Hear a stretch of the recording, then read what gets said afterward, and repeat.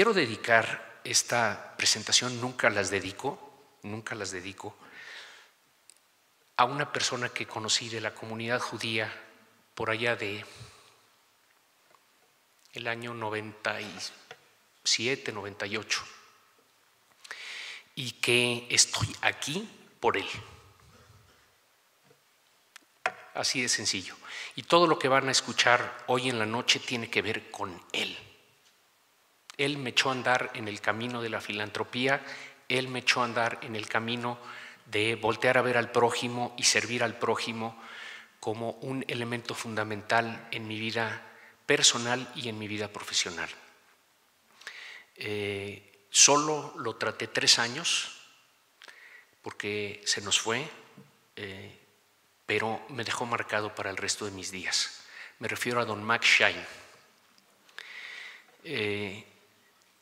Lo conocí por vía de su nieto, Roberto Shapiro, a quien le tengo un cariño entrañable y hemos sido y somos amigos muy cercanos.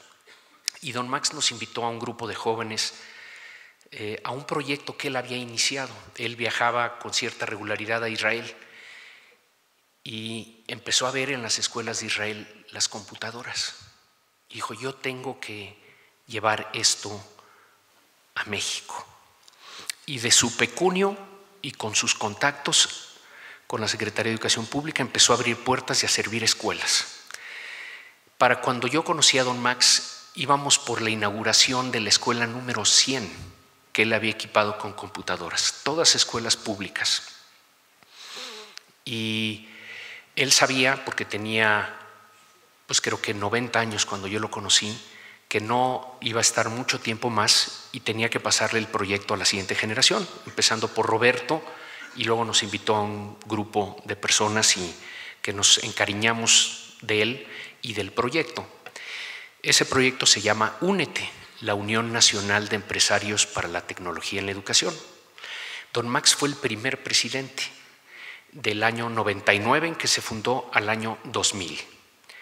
En octubre o noviembre del año 2000, él me pasó la batuta a mí del proyecto. Recuerdo muy bien cuando se decidió que yo sería el segundo presidente de Únete después de él, que le dije a don Max, oiga, pero es que por supuesto que lo voy a hacer, pero me la pone muy difícil, porque imagínese usted que le digan a alguien que va a ser el siguiente centro delantero de la selección brasileña cuando se retira Pelé. ¿Cómo le hace uno? No se puede. No se puede. Pero bueno, lo voy a intentar, don Max. Todavía vivió unos meses, murió a finales del año 2000, a los 93 años. Ese proyecto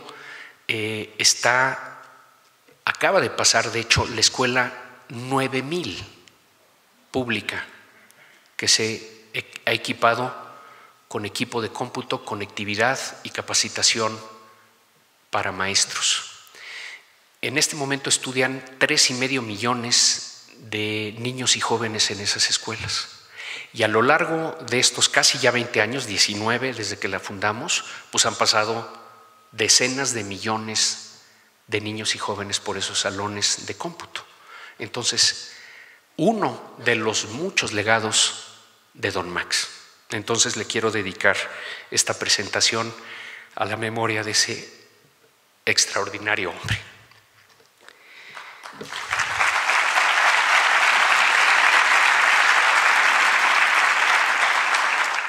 Quiero iniciar con una anécdota de un líder social que todos ustedes ubican, Martin Luther King.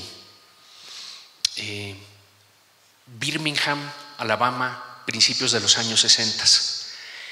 Y Martin Luther King llega de Georgia, era de Atlanta, Georgia, era un párroco en una iglesia, y llega a Birmingham y lo apresan por cualquier razón, seguramente disturbios al orden público, algo por el estilo. Ya estando en prisión, los prelados de la localidad dicen: vamos a alzarnos el cuello con nuestra comunidad, vamos a retar a Martin Luther King a que nos explique qué hace en Birmingham. Por supuesto que no esperan una respuesta de Martin Luther King porque está en prisión.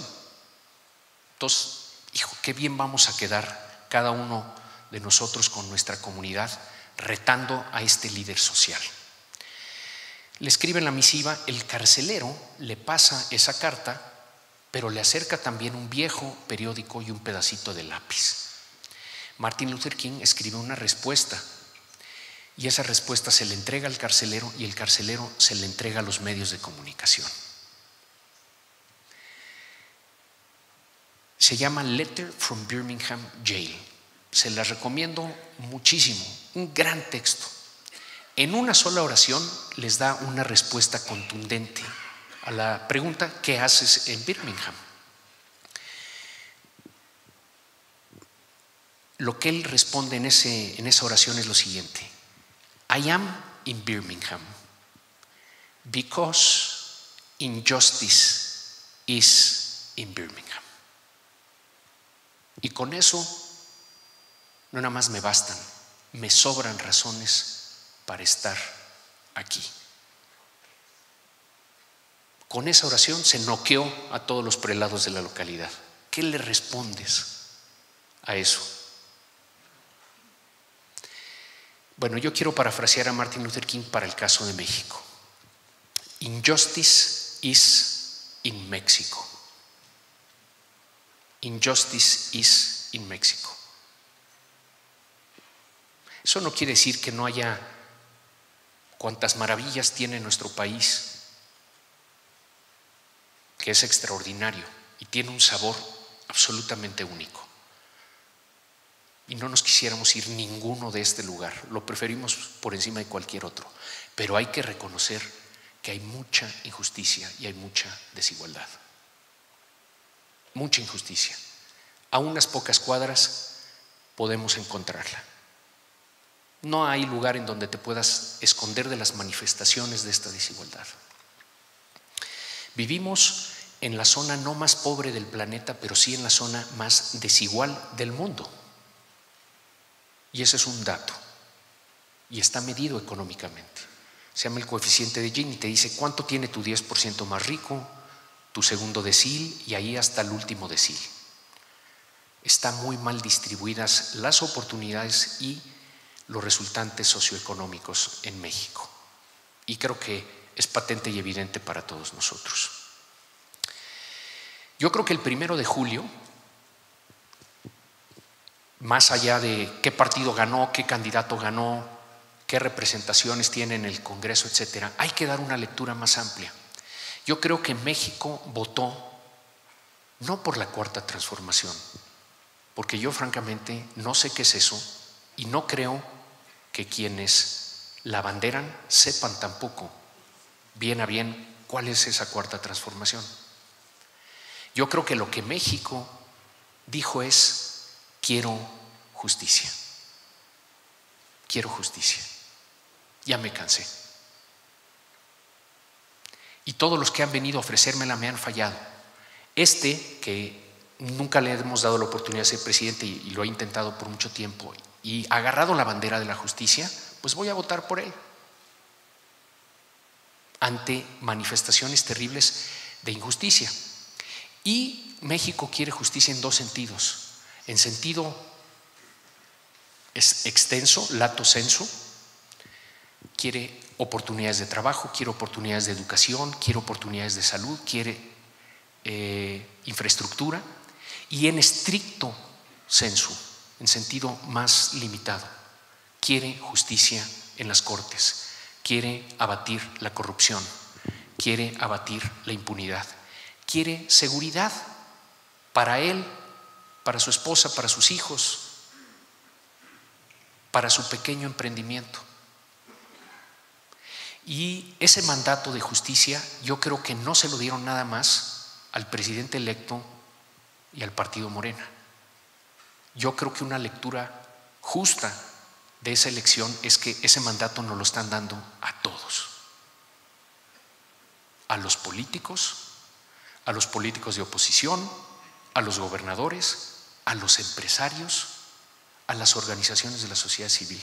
México está pidiendo justicia a gritos. Yo creo que hay 3 temas fundamentales que hay que atender para que México pueda ser todo lo que puede ser, y eso es mucho. El primero de esos temas, muchos de ustedes se dedican a él y lo impulsan, que es la productividad, la competitividad, el crecimiento económico, la generación de empleo, hacer más grande el país. Fundamental. Estamos en la era de la empresa, de la libre empresa.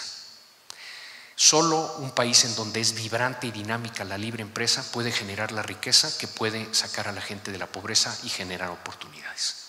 Hay mucho impulso social buscando eso, incluido en este auditorio. Entonces lo dejamos a un lado porque hay fuerza social que impulsa. Hay que atenderlo, pero hay 2 temas que están en una completa desatención y que en mi opinión tienen que acompañar a este primero. Uno, qué bueno que hacemos esta reunión en una escuela, educación de calidad. Don Max echó a andar ese proyecto en 1999 porque entendía perfectamente que hay mucho talento en México, pero que no se le está dando la oportunidad de florecer. Él no computadoras en escuelas privadas, o si lo hacía era en una minoría. Las ponía en las escuelas públicas donde estudian 9 de cada 10 alumnos de nuestro país. Nuestro sistema educativo le está fallando a generación tras generación tras generación de niños y jóvenes del país. Y lo tenemos que componer. Y se está intentando. Hay una reforma que está ahora amenazada, creo que en buena medida se va a salvar. Si quieren, en preguntas y respuestas platicamos un poquito de eso, que es fundamental que prospere. Busca tener mejores maestros, directores y supervisores para la juventud de México.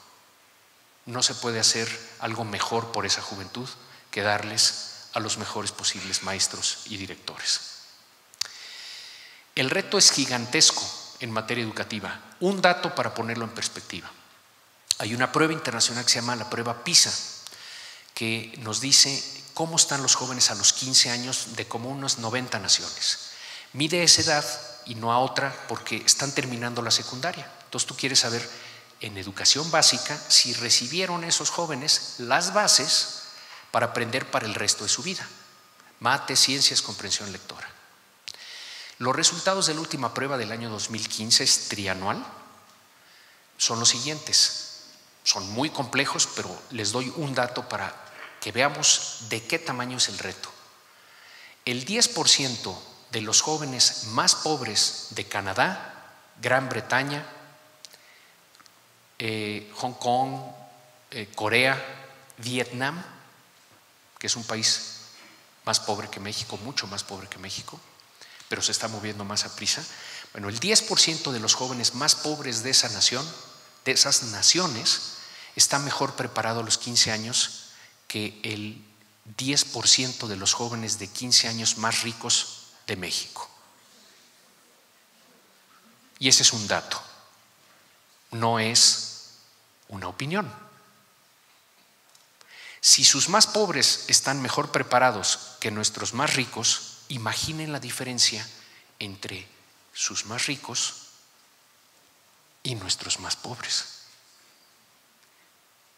Es decir, un muchacho en Oslo y un muchacho en la serranía en Oaxaca viven en 2 mundos aparte, totalmente distintos. Tenemos que corregir eso o no vamos a llegar a donde tenemos que ir. Ahí tenemos que poner el hombro. Segundo tema, Estado de Derecho. Estado de Derecho. Definido como que las leyes se apliquen por igual a todos. ¿Quién opina que en México las leyes se aplican por igual a todos? Qué bueno que nadie levantó la mano, porque si hubiera alguien levantado la mano, lo invitaría a debatir conmigo aquí arriba sobre el tema. No se aplica la ley por igual a todos. Aquí se aplica la ley del más potente, del más poderoso, ¿no? Y si ustedes ven en el contexto global, cuando hay educación de calidad y hay Estado de Derecho, hay desarrollo. Díganme un país donde esa fórmula falle. Entonces hay que construir educación de calidad y Estado de Derecho. Ahorita nos concentramos en platicar sobre el Estado de Derecho y cómo la corrupción y la impunidad están destruyendo ese Estado de Derecho y también están destruyendo el tejido social en nuestra nación. Y por eso tenemos que combatirlos. En el contexto internacional hay una encuesta de percepción de la corrupción. ¿Qué piensan las gentes o perciben sobre la corrupción? Y nos ubicamos en el lugar 135 de 180 naciones. Somos la economía número 16 del planeta. ¿Cómo es posible que estemos en el lugar 135? Nos hace perder competitividad frente al mundo porque el capital, y ustedes saben mucho de eso, va a donde hay condiciones de certeza para la inversión. Entonces recibimos una cantidad importante de recursos, pero podríamos recibir muchos más y los necesitamos porque no hay capital suficiente para desarrollar a plenitud a un país de 130 millones de habitantes. Entonces hay que movernos. Perdón, le regreso una, a ver si puedo, ahí está. Es generalizada la corrupción. Fíjense, el 73% de los habitantes de Querétaro opinan que la corrupción genera impactos nocivos o muy nocivos en su comunidad. Y de las 32 entidades de nuestro país, los queretanos fueron los que contestaron con el porcentaje más bajo. Aquí en la capital, 95%. Pensamos que la corrupción nos afecta de manera importante. Entonces hay estados que están mal y hay estados que están peor, pero no hay ninguno que esté bien. Y para ustedes que hacen negocios por todos lados saben que en algunos lugares es más difícil y en unos lugares es imposible, pero ningún lugar está libre de la problemática. El costo económico lo calcula María Amparo Casar, presidenta ejecutiva de Mexicanos contra la Corrupción, en 5% del Producto Interno Bruto, 900,000 millones de pesos. Una cifra con un chorro de ceros. Para ponerlo en perspectiva, todo lo que invierte México en educación pública y privada en un año. Ese es más o menos el tamaño. Y algunos creen que la cifra es conservadora. Desperdiciamos los recursos sociales. El costo social también es muy elevado. Se calcula que en una familia promedio, 14% de su ingreso se va en la corrupción. Y decimos, oye, yo me he arreglado con algún policía, eventualmente cedí ante la extorsión o hice un pago para facilitar una licencia, pero no llega al 14% de mi ingreso. Pero es que no nos damos cuenta, porque imagínense una planta que hace pasta de dientes en Michoacán y que le sale 14% más caro por los sobornos, por las extorsiones, por las licencias, por la sobreregulación, hacer esa pasta de dientes. ¿Quién paga esa corrupción? Pues el día que tú vas a la farmacia o a Walmart y compras la pasta de dientes, trae un sobreprecio de 14%. Ya la pagamos nosotros. Bueno, para las familias más pobres es de más del 30% la afectación. No tienen ante quién defenderse, no tienen a quién voltear a ver, ni a la policía, ni al Ministerio Público, ni a la autoridad, ni al delegado, ni a nadie, porque muchas veces además algunos de estos actores se dedican a actividades ilícitas también, entonces nos sale muy caro. El costo político también muy elevado. Ahorita les voy a mostrar un estudio que demuestra que hicimos en Mexicanos contra la Corrupción y la Impunidad, que en las elecciones de gobernadores previas a la de presidente del 2018 se volaron los candidatos a gobernadores no una, no dos, no 3 veces el tope de campaña. Se lo volaron en promedio 11 veces. Entonces, si tú te puedes gastar 100, se acaban gastando 1,100. ¿De dónde salen esos 1,000? Es ilegalidad pública, privada y a veces inclusive de la delincuencia organizada. Entonces destruye la democracia que queremos construir para nuestros hijos. Llegan embarazados de corrupción los gobiernos, tienen que pagar favores, tenemos que corregir esa parte de las finanzas. El sector privado, también les muestro en un momento la carátula de un libro que hicimos midiendo con un índice internacional a las 500 empresas más importantes del país en medidas anticorrupción. Sí tienen la medida anticorrupción, sí la publicitan, sí capacitan a su personal para evitar la corrupción, sí tienen mecanismos para poder denunciar la corrupción al interior de la empresa, sí trabajan con sus clientes y con su esfera económica para corregir los problemas que pudiera haber en toda la esfera económica. La calificación promedio de las empresas mexicanas, repito, las más grandes del país, 500, 30 sobre 100. Entonces, la iniciativa privada se queja mucho de la corrupción pública, pero no hace suficiente para combatirla en su propio medio. Entonces, muy delicado. La buena nueva es que en el estudio de este año van a subir 10 puntos las empresas. ¿Por qué? Por el efecto de lo que los americanos llaman public shaming. Porque el que era número 7 en ventas, de repente se encontró en el número 432 en el listado. Dijo, oye, ¿qué hago para corregirlo? Y fueron a nuestra oficina y les explicamos la metodología y les decimos qué tenían que hacer para subir su calificación, y van a subir 10 puntos las empresas. Qué bueno que hay una lógica ascendente, que vamos mejorando. Pero ahí hay un problema y lo comentamos un poco más adelante, este asunto. Bien, ¿en qué tipo de tema se refleja esto? Fíjense bien, esta barra, la más grande hasta la izquierda, dice que se cometieron 31.1 millones de delitos en el año 2016 aproximadamente. Luego ven una barrita, la segunda, muy chaparrita, ya es nada más 9.7% del tamaño de la más grande. Ese es el número de delitos que se denunciaron ante la autoridad. Porque como no confiamos en la autoridad, no le creemos, pues entonces la gran mayoría de los delitos se quedan simplemente sin recibir una denuncia.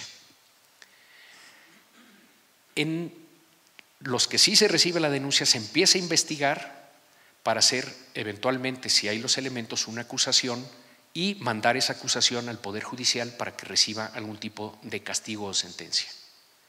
En lo que eso sucede, se sigue disminuyendo las barritas y nos lleva a este dato que es escalofriante. Existe 96.8% de impunidad para delitos cometidos en nuestro país hace 2 años. Y les puedo asegurar que esta cifra, si ha variado para ser 96.9 o 96.7. Porque no estamos haciendo nada de fondo para cambiarla, que es lo que tenemos que provocar. La corrupción existe en todos los lugares del mundo y ustedes han visitado muchos de esos lugares. Existe en Israel. Existe la tentación a la corrupción en cada ser humano, hasta en los mejores. Lo que no existe es 96.8% de impunidad. Esto es lo que nos está matando. Y literalmente matando en algunos casos. La vida vale poco, la defraudación vale poco, la ilusión vale poco. ¿Por qué? Porque no pasa nada.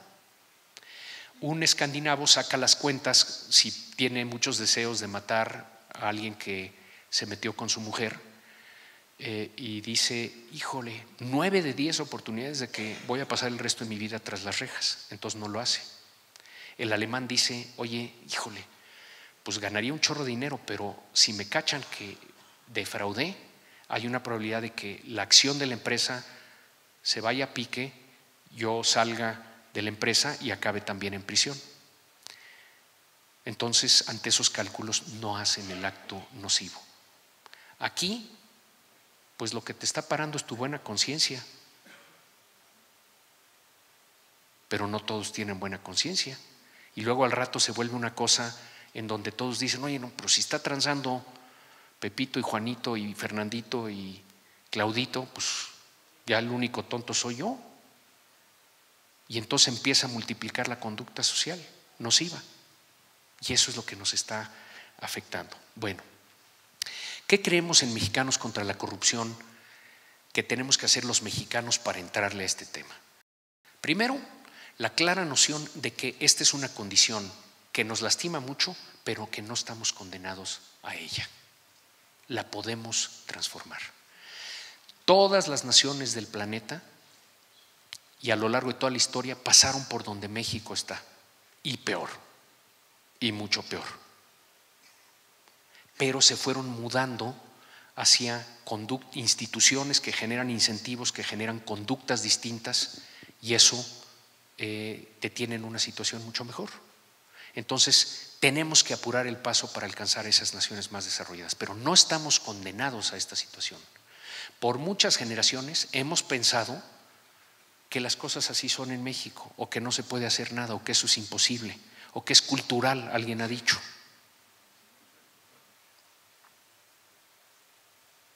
No, pues entonces no das la pelea. No, hay que ver que nos lastima y hay que dar la pelea. Evitar doble moral. Evitar doble moral. Imaginen que se muere una niña en una cañada en Veracruz de asma porque el médico no sabía, la enfermera no llegó a trabajar ese día, el medicamento estaba caduco. ¿De quién es culpa ese deceso que se pudo haber evitado aquí en la ciudad fácilmente? ¿Del gobernador ladrón de Veracruz? ¿Del presidente municipal que prefiere comprar Suburbans en lugar de arreglar el centro de salud?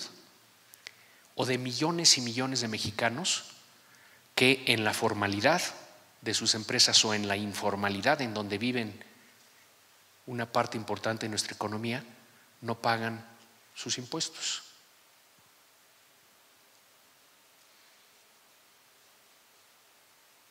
La verdad es culpa de todos. Lo que pasa es que no lo vemos. No nos duele. Pero todos le estamos fallando a la niña, o al niño de la escuela pública, o a la persona que se mata en una carretera porque hay un socavón. Tienen consecuencias nuestros actos. Estamos rompiendo el pacto social, se rompe el tejido social. Tenemos que corregirlo. Se requiere la acción decidida del Estado mexicano. Esencialmente los gobiernos existen, su razón de existir es para darnos seguridad, para darnos justicia. Esa es la razón fundamental, para que podamos vivir tranquilos y para que cuando hay un conflicto en la sociedad lo dirima una autoridad en un sentido que indica la ley, en un sentido justo. Bueno, eso no hace el Estado y el gobierno en México. 96.8 de impunidad y la inseguridad que vivimos en el país fallan en lo más elemental. Tenemos que construir lo preventivo, las policías, luego las auditorías internas del gobierno, la Secretaría de la Función Pública, la integridad de las corporaciones, la procuración de justicia que sea independiente, que no se dependa del designio político, mejorar. Ahora les doy un dato interesantísimo sobre cómo está nuestro poder judicial. La rehabilitación, es decir, es un entramado muy largo que involucra desde la policía, la Secretaría de la Función Pública, la Auditoría Superior de la Federación, la Procuraduría General de la República, el Poder Judicial Federal y las cárceles. Y ninguna de esas instituciones funciona bien en México. Bueno, pues por eso estos resultados. Entonces hay que crear esas instituciones. Pero yo digo que esas instituciones no se van a crear si no hay presión de la ciudadanía.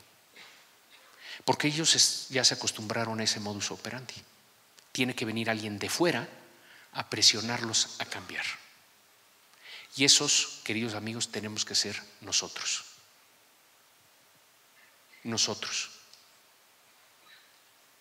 Y hay una oportunidad histórica de hacerlo, porque se eligió un presidente esencialmente para arreglar este problema. Y va a traer un peso enorme ese presidente electo. Y lo tenemos que presionar y le tenemos que ayudar en lo que podamos a que esto se resuelva. Yo creo en la ciudadanía. Don Max creía en la ciudadanía como un actor de cambio social. En Israel, uno puede pensar que el gobierno es, no creo que muy bueno, pero se puede pensar es mediocre o es malo o es muy malo. Pero la ciudadanía se involucra mucho en los asuntos. No sueltan a su gobierno. Aquí, en cambio, las élites que tenemos todo, muchas veces, no siempre, hay muchos involucrados, pero la mayoría de la élite, ¿qué hace? Da 2 pasos para atrás, guarda sus privilegios, se encierra en sus comunidades y espera lo mejor. Cuando al contrario, somos quienes tenemos que dar 2 pasos al frente y responsabilizarnos más de nuestro país, porque somos los que más podemos cambiar a México. Los que más. Bueno.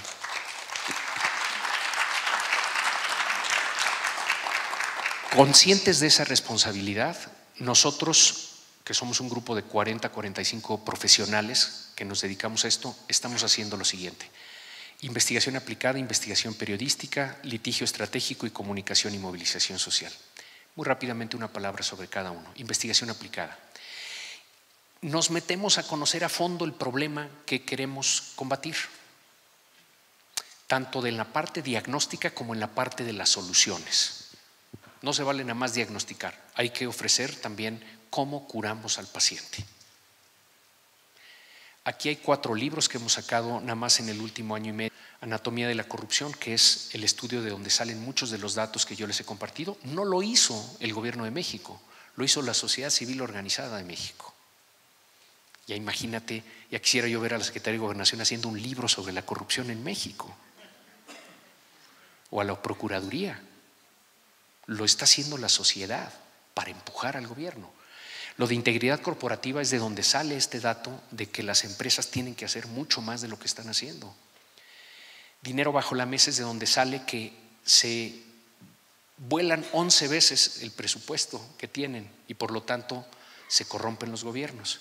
Y este del déficit meritocrático dice nepotismo y redes familiares en el Poder Judicial de la Federación. Y como verán, la caricatura de Calderón es genial.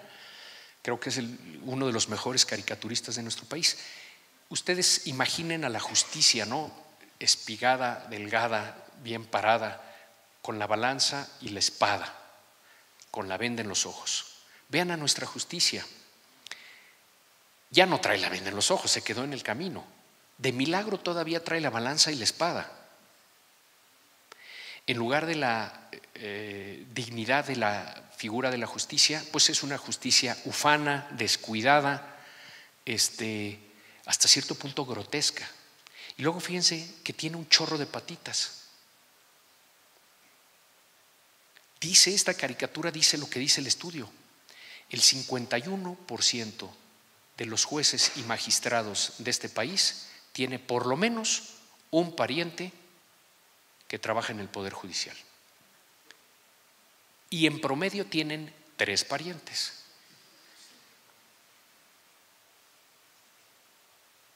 La cifra en Estados Unidos, 8%. La cifra en España, 14%. Y además ahí, porque siempre hay que tienes un ministro y llega una magistrada o juez que ganó el concurso. Ah, perfecto, pásele. Porque ganó el concurso. Pero ¿a poco aquí 51 y luego por 3 todos ganaron un concurso? Pues claro que no. Los meten al Poder Judicial y de ahí ya tienen salario asegurado. Y corrompen a la justicia, es decir, nuestro Poder Judicial no está haciendo justicia ni siquiera en el Poder Judicial. Y lo tenemos que corregir. Hoy salió un comunicado que es histórico. Bueno, no tengo mi teléfono, pero me gustaría leérselos. Es muy escueto. ¿Por qué? Cuando salió este estudio, ¿qué hizo el Poder Judicial? Nos jugó a hacernos el vacío. Aquí nadie dice nada. Nos dijeron literalmente, porque la ropa sucia se lava en casa. Qué gran argumentación jurídica. Bueno, ha sido tanta la presión y tantas las publicaciones que hoy sacaron un comunicado escueto que es una especie de mea culpa del Poder Judicial, firmado por el presidente de la Suprema Corte de Justicia, diciendo que pide el Consejo de la Judicatura información, estudios, análisis y diagnósticos para determinar el tamaño del problema de las relaciones familiares al interior del Poder Judicial, con el fin de que si hayan que sí es el problema, tomar medidas para empezar a establecer profesionalización y meritocracia dentro del Poder Judicial. Es un paso gigante dicho por nuestro Poder Judicial. Le hablé a un magistrado que es un héroe nacional que se llama Felipe Borrego, porque fue el primero que se atrevió a sacar la cara y decir: tenemos un problema y si no lo corregimos aquí no le vamos a dar justicia a México, que lo han traído a trapazos 1 año y 2 meses, inventándole no saben qué cantidad de cosas. ¿Quiénes? Los que dirigen el Poder Judicial del país. Hoy tuvieron que ceder y echarse para atrás. Es un día súper importante. Vamos ganando batallas. Investigación periodística. Un problema muy serio de México es que no hay libertad en sus medios noticiosos. No hay. Entonces, nosotros elegimos contratar a 10 de los mejores periodistas del país y hacer investigación con una condición que no tienen en sus diarios y en sus programas noticiosos: libertad. Libertad para perseguir la corrupción donde se encuentre. En 2 años y medio han hallado las empresas fantasmas de Javier Duarte. No eran conocidas cuando lo publicamos con Animal Político, ahora son famosísimas. Todo el mundo habla de las empresas fantasmas. Bueno, no se había denunciado el mecanismo. Eso lo publicamos en mayo del 16. Los litigios laborales de Roberto Borge, a través del cual le arrancaba a las personas sus propiedades, sus hoteles, sus bodegas, sus empresas, sus cuentas de banco. Igual ya hay alguien aquí en el auditorio que fue afectado por Roberto Borge y sus secuaces, los piratas de Borge, y alguien levantó la mano. Bueno, lo denunciaron unos ciudadanos valientes, hicimos una investigación y se volvió un escándalo. Ojo, ahí están las imágenes, los 2 están siendo procesados. Y no están siendo procesados porque la administración los quería perseguir.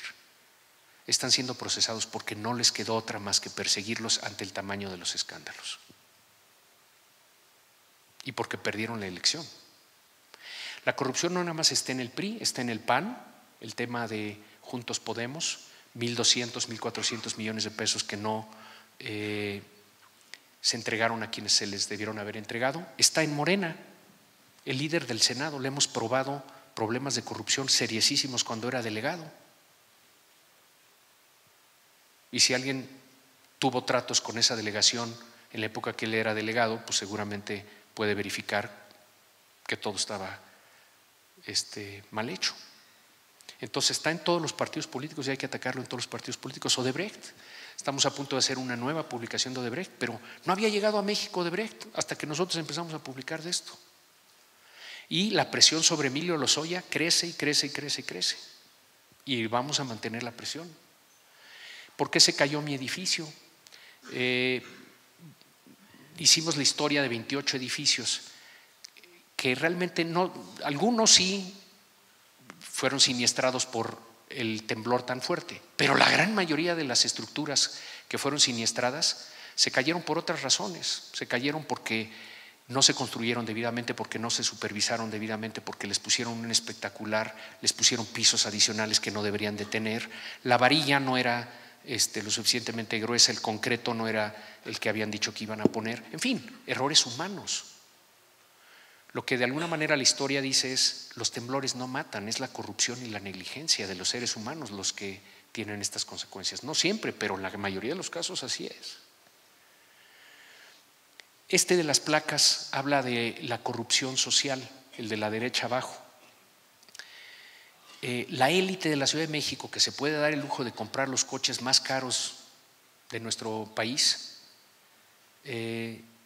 por lo general la placa empieza con la P, que quiere decir que es una placa de Morelos. ¿Por qué es de Morelos la placa? Porque en Morelos no se paga la tenencia, el impuesto por tener un coche. Te lo ofrecen desde la agencia cuando compras el coche. Quiere placa de aquí, paga la tenencia. Quiere placa del Estado de México, paga menos. Quiere placa de Morelos, no paga nada. ¿Y qué hace la élite de México? Los invito a que mañana en la mañana, cuando estén circulando por donde circulan ustedes, se pongan a ver la cantidad de coches que tienen placa P.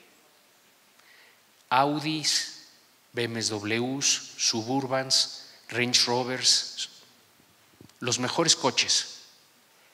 Raro que no traigan la placa P. Son los más ricos de nuestra sociedad eludiendo el pago de impuestos. Y además con el desdén de traerlo en el frente y en la parte de atrás del coche.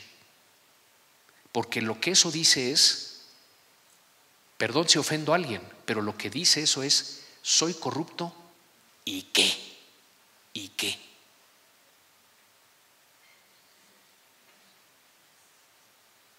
Entonces se fijan cómo es un fenómeno que no es nada más del presidente y de los gobernadores y de los Duartes de este mundo. Nos ha afectado mucho a todos y tenemos que irlo corrigiendo. Y fíjense, Estado de Derecho suena muy bonito tenerlo, pero nos va a costar mucho trabajo, queridos amigos, hacernos a vivir en un Estado de Derecho, porque ahorita hacemos lo que se nos antoja. Y en un Estado de Derecho no haces lo que se te antoja.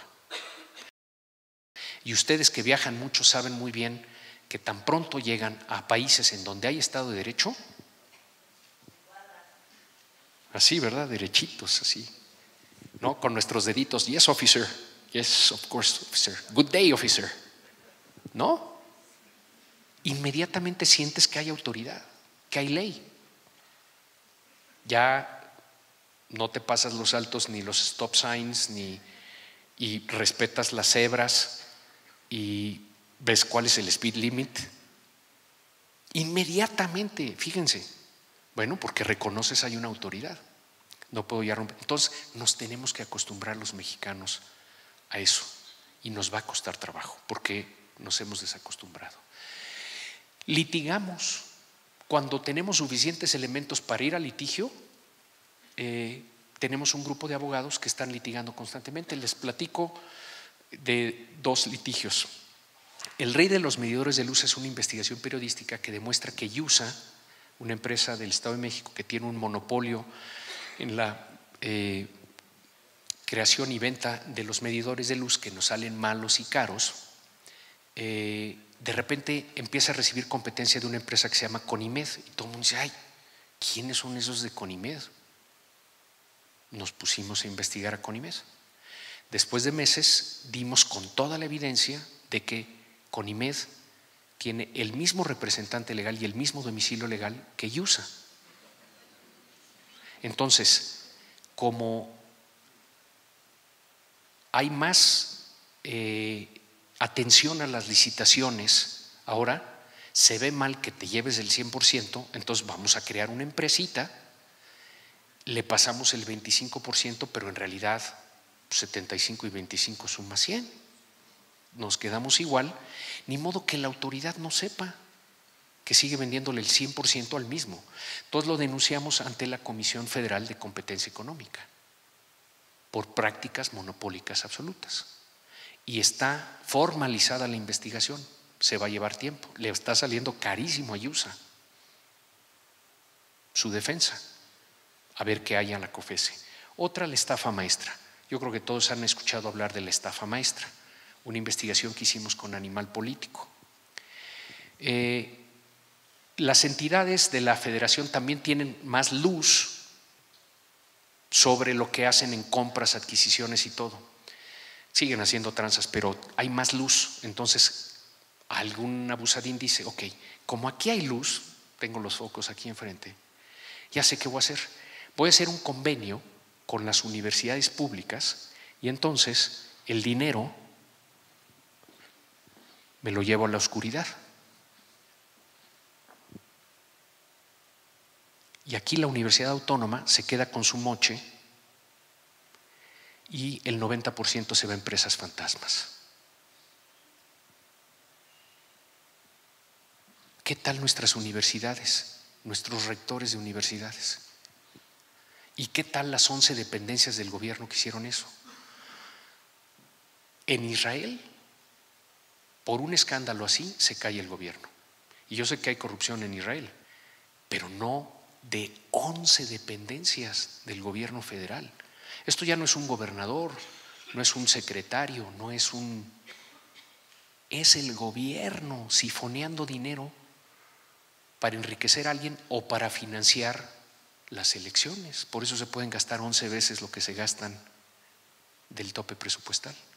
Bueno, esto, queridos amigos, lo está descubriendo no el Excelsior, no el Universal, no La Jornada, no Televisa, no Televisión Azteca, la sociedad civil organizada de su país.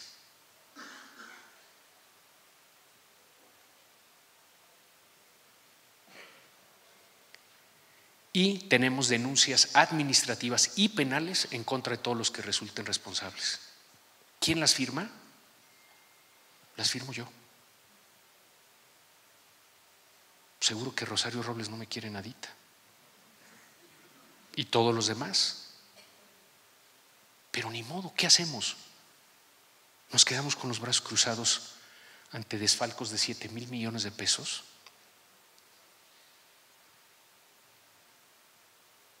Acuérdense, la niña de Jilotepec se murió porque estos desgraciados, faltos de gracia, querían ganar la elección en Veracruz, después de haberse robado todo el presupuesto de Veracruz. Bueno, pues no es perfecto esto, pero son pasos que tenemos que dar. Comunicación y movilización. Trabajamos muy bien con los pocos medios libres que existen en el país. Reforma es nuestro gran aliado y animal político en las redes. Fuera de eso, pues hay comunicadores libres que se atreven, pero los medios no tienen línea y no se pueden mover. Entonces, trabajamos con los que tienen más libertad. Hay que trabajar en la libertad de medios en el país. Pero entonces tenemos que trabajar mucho Facebook, Twitter, Instagram. Si nos siguen, si nos dan likes, si nos dan retweets, nos ayudan mucho.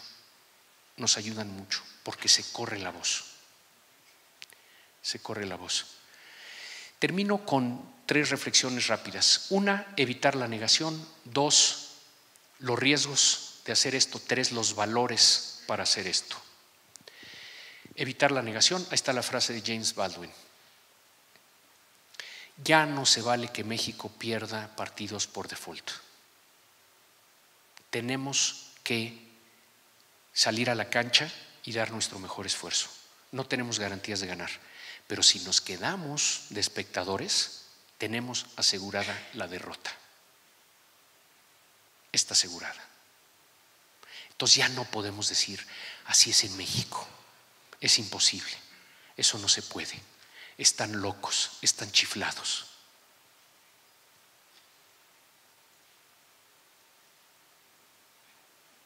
Ahí está la frase, evitar la negación.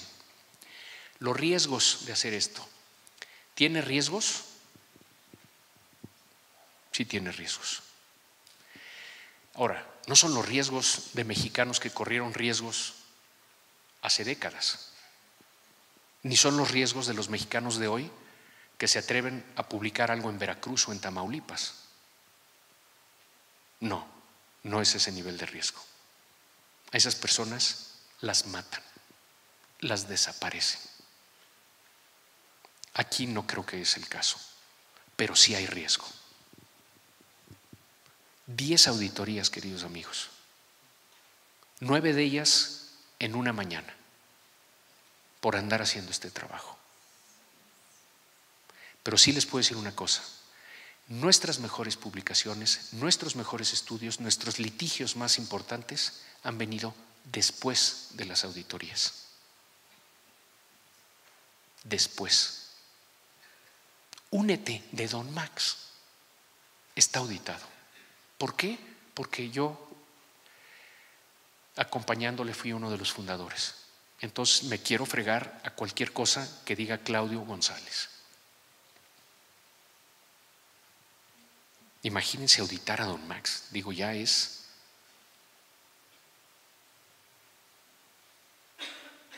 Y estamos colaborando y van a salir bien las auditorías porque hacemos bien las cosas. Pero es una lata. Espionaje comprobado, publicado por el New York Times. Compraron un malware en Israel, a un proveedor israelí, con la condición de utilizarlo en contra de la delincuencia organizada, porque esa es la condición del proveedor. Oye, esto lo tienes que usar contra la delincuencia organizada porque es muy potente. Bueno, en México lo usaron en contra de periodistas, activistas y defensores de derechos humanos. El actual gobierno. Entonces, claro que tiene riesgos. Pero ojo, lo más arriesgado, en mi opinión, el mayor de los riesgos es no arriesgar. Es quedarnos con los brazos cruzados. Es el mayor de los riesgos. Otra reflexión sobre el riesgo. Si tú no haces algo en contra de la corrupción, la impunidad, la inseguridad, ¿a quién le pasas el riesgo? Tarde o temprano, ¿a quién se lo pasas? A tus hijos y a tus nietos. La verdad, así es. ¿Qué tipo de herencia le queremos dar a nuestros hijos? ¿La inseguridad? ¿La corrupción? ¿La impunidad? ¿O mejor vamos enfrentando nosotros como mejor podamos el asunto? Tercera reflexión sobre el riesgo. Si unos poquitos arriesgan, son blanco fácil, arriesgan un chorro y avanzan también muy poco. Pero ¿qué pasa si muchos arriesgan? Arriesgan menos y avanzan más. Por eso le agradezco tanto a Judith, a Marcos, a Víctor, a Moy, que me hayan invitado hoy a estar con ustedes, porque los quiero invitar a participar con nosotros. Ya tenemos 11,000 afiliados a la organización de distintos lugares de la República. Si nos llenan la boletita que les dejamos con su correo electrónico, los afiliamos, les mandamos una vez a la semana información, no los abrumamos, pero los empezamos a conectar con nosotros y a activar junto con nosotros en contra de la corrupción. Si nos quieren hacer un donativo, se los aceptaremos gustosos porque tenemos que financiar la causa. La fortaleza financiera para dar esta batalla es indispensable. Indispensable. Entonces también lo aceptamos. Si nos quieren, como la familia Char, invitar a dar charlas a los colegios de la comunidad, a las diferentes comunidades, al club deportivo, ¿no? Que es lo que hemos platicado con Moy. Encantados vamos, corremos la voz. El otro día estuve con jóvenes de 3 escuelas, me parece, aquí a unas cuadras. Una de las pláticas más padres que he dado, había creo que 500 o 600 jóvenes de la comunidad judía platicando de esto, para que ellos estén conscientes desde muy jóvenes. Ahí también nos pueden ayudar. ¿Saben de casos de corrupción como los despojos de Quintana Roo o algún problema en una delegación en la Ciudad de México con los permisos para la construcción? Cuéntenos a nosotros. Nosotros le entramos, para eso nos crearon. Todas esas son maneras como nos pueden ayudar. Termino con los valores para entrarle a este tema. Ahí está la tortuga como símbolo. Se llama En búsqueda de la utopía esta escultura, y mi interpretación es la siguiente: si vas a salir en búsqueda de la justicia, de la mejora, de la utopía, la tortuga tiene mucho que aportarte. Primero, es muy longeva. símbolo de la perseverancia. Se acaba de morir hace no mucho una tortuga que Darwin examinó en su paso por las Galápagos hace 160, 170 años. Perseverancia, esto nos va a llevar tiempos, queridos amigos, porque nos metimos en un problema serio y no lo vamos a poder corregir rápidamente, pero sí se puede corregir si perseveramos en el tiempo, si lo hacemos también transgeneracional. Segundo, la constancia. Acuérdense de la fábula de Esopo, la tortuga le gana a la liebre. No por rápida, pero ¿qué tal? A pesar de los pesares, la tortuga está camine y camine y camine y camine. No deja de caminar. Todos los días nos tenemos que preguntar qué podemos hacer para resolver este problema. Y el día que estemos más deprimidos, más tristes, más amolados, pensando, hijo, no se va a poder, ese día hay que dedicarlo con más ganas. Porque son los que cuentan. Esos son los que cuentan. Y nos van a tocar una bola de esos. Y hay que seguir caminando. Tiene caparazón y piel gruesa. Se necesita fortaleza para dar estas batallas. Si tú tratas de cambiar la realidad te va a resistir. Si tú atacas a la corrupción, el corrupto te va a atacar. No saben la cantidad de amigos que hemos hecho en este negocio. Por todos lados. ¿No? Que son los que ordenan las auditorías y los espionajes y esto y el otro. Bueno, tienes que aguantarlo para seguir. Nada que verdaderamente vale la pena en la vida, y ustedes lo saben, es fácil. Nada. Entonces, hay que tener esa fortaleza para seguir. Y por último, la tortuga es lenta, pero no tiene reversa. Siempre camina para adelante. Para mí eso es símbolo del optimismo y de la esperanza con la cual hay que entrarle a este tema, pensando que le podemos ganar a este mal. Estoy absolutamente seguro de ello. La combinación de perseverancia, constancia, fortaleza, esperanza, optimismo es muy poderosa. Y es increíble lo que puede hacer un grupo de personas cuando se deciden a organizarse y hacerlo. Y me voy a referir a un ejemplo que tengo aquí enfrente, que es la comunidad judía de este país. Son unos fregones. Perfectos no, fregones, fregones. Son 45,000, parecen 4,5 millones de lo que hacen, de lo que organizan, de las escuelas que tienen, de cómo defienden y se ayudan entre ustedes. Moy me ha platicado cómo han atacado la problemática, por ejemplo, que se presentaba de secuestros en la comunidad. Es increíble.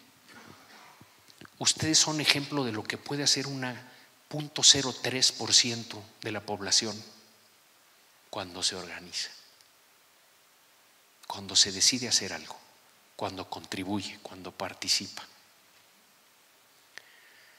Y su contribución a México es gigantesca. Yo lo que vengo a pedirles hoy en la noche es que nos enseñen y que se entreguen todavía más de lo que ya lo hacen a México, porque México los necesita un chorro. Un chorro. Un chorro. Están llamados a ser jinetes de tortuga. Todos y cada uno de ustedes. Y nosotros.